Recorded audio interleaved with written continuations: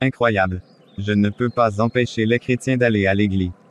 Je ne peux pas les empêcher de lire leur Bible et de connaître la vérité. Je ne peux même pas les empêcher de faire une expérience avec Jésus-Christ. Mais s'ils réussissent cette relation avec Jésus, mon pouvoir sur eux est brisé. Donc je dois tout faire pour que les chrétiens ne réussissent pas cette relation avec Jésus. Comment pourrais-je faire cela?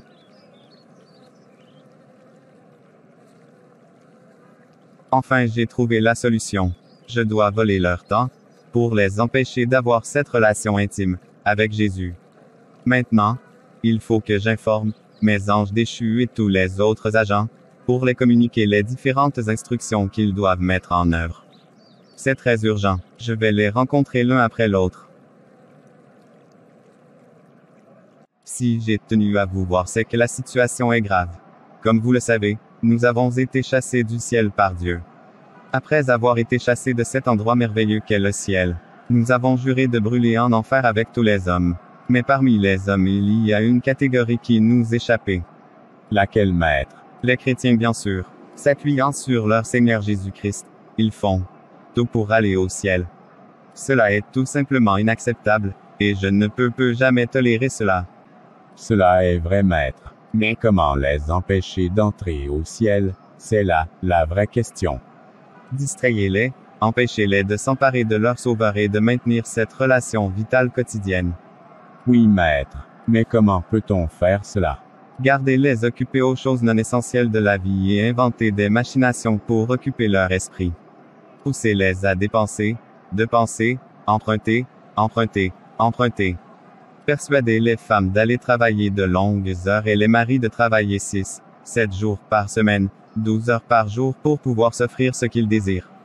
Empêchez-les de passer du temps avec leurs enfants et leurs familles. Bientôt leur maison n'offrira plus aucune échappatoire à l'attention de leur travail. Stimulez de plus en plus leur esprit au point qu'ils ne puissent plus entendre la douce voix du Saint-Esprit. Poussez-les à mettre la radio, les cassettes ou les CD quand ils sont au volant et les télévisions vidéo, les CD et les ordinateurs constamment en marche dans leur maison. Parfait, maître. Je vais communiquer ces directives aux membres de mon équipe. D'accord, Armageddon. Je vais communiquer les autres directives à d'autres collègues. Au revoir, Armageddon. Au revoir, maître. Amanda. Oui, maître. Tu sais que nous sommes en guerre contre les chrétiens, n'est-ce pas? Oui, puis maître. Nous avons juré qu'aucun n'entrera au ciel.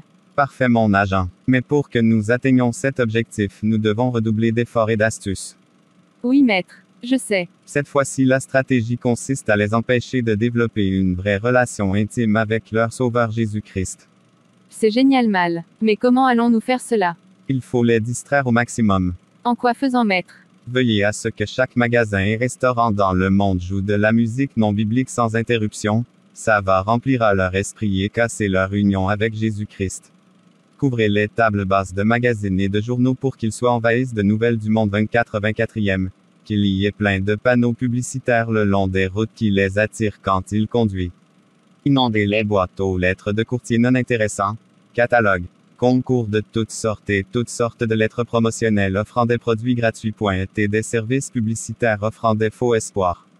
Merci beaucoup, maître. Mettez beaucoup de mannequins maigres et magnifiques sur la première page des magazines premières que les hommes croient que la beauté extérieure est plus importante que la beauté intérieure. Et à ce moment-là, ils seront mécontents de leurs femmes et cela brisera très vite les familles. Dans leurs moments de récréation ou de détente, poussez-les à eux excessifs qu'ils reviennent de ces moments complètement épuisés, pas du tout en paix et pas préparés pour la semaine à venir. Ne les laissez pas aller dans la nature pour méditer les merveilles de Dieu. D'accord, patron. Envoyez-les dans les parcs d'attractions, voir des événements sportifs, assister à des concerts, aller au cinéma. Gardez-les occupés, et quand ils se rencontrent pour des rencontres spirituelles, entraînez-les au commérage, au bavardage. Qu'ils s'en aillent après ces rencontres avec des esprits troublés et des émotions déséquilibrées. Super génial, maître. Allez-y, laissez-les s'engager pour gagner des âmes, mais remplissez leur vie de tellement de bonnes causes qu'il n'est pas le temps de chercher la puissance venant de Jésus. Très bientôt, ils travailleront et feront tout cela de leur propre force en faisant le sacrifice de leur santé et de leur famille pour la bonne cause et ça va marcher. Merci maître. Je m'en vais vite de ce pas pour travailler avec mon équipe afin de pousser les chrétiens à être partout de plus en plus occupés, de plus en plus pressés, en allant ça et là.